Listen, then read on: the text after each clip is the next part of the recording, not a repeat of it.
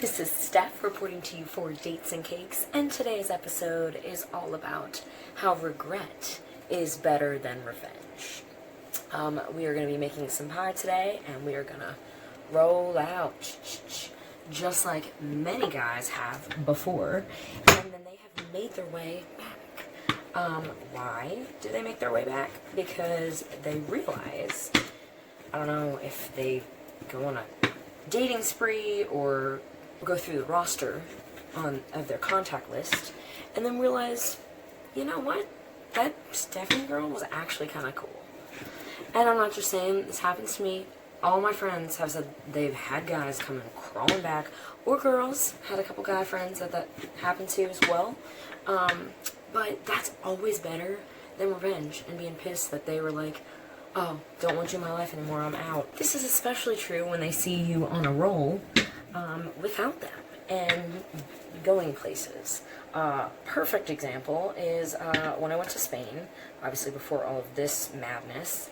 I cannot tell you how many guys were like, oh my gosh, like, you're leaving a country? Like, we definitely have to hang out before you leave. Hang out. And there was one in particular that kept coming back. And right before I left, he was like, I just really feel like we could have this special thing, you, me, and a boyfriend, and just that way, but that's why I pushed you away before, because I just felt like you wouldn't have been okay with that. And I was like, so there's 3 of us? And he's like, yeah, my wife, and then our little boyfriend on the side, that he can be with both of us. And I was like, what? And that's why you left and then now came back and thought, since I'm going to Spain, that's all the rage in Europe? Like, what? Oh, Moses. Not enough dough around to make that something I'm for. Just not my jam. Other people, maybe, maybe you're preserves, maybe you're, jelly, but not for me.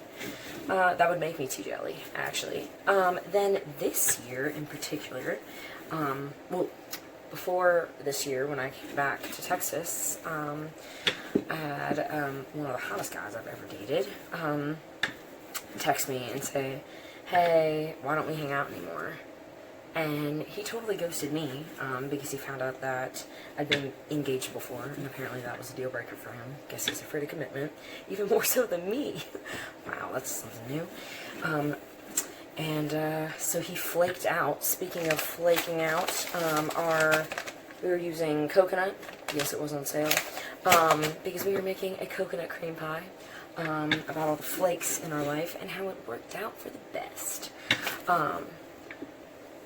Is that because I can continue making date and cakes about it? I don't know. Or maybe I'm just making the most of it. Because Mr. Dates and Cakes is out there. That really doesn't sound right, but here we are. Since you're probably sick of rolling puns by now, after we roll our dough out, we are going to, I use one of these silk mats so that I can bend it and form it into our pan. We can get that baby in the oven, go ahead and toast it up, just like it seemed like everyone got this year with their heart. And then you're going to make the filling on the stove top, which is half and half coconut, not toasted because you will toast it later for the topping. Egg yolks. Too many yolks about eggs, so I'll carry on. Vanilla, my wayward son, and a little bit of butter, as my mom calls it, pats of butter, just to know that you're doing all right. So while all that's working, we're going to get our toasted crust out of the oven and talk about how this year especially, all but one of the guys I have talked to this year has come back.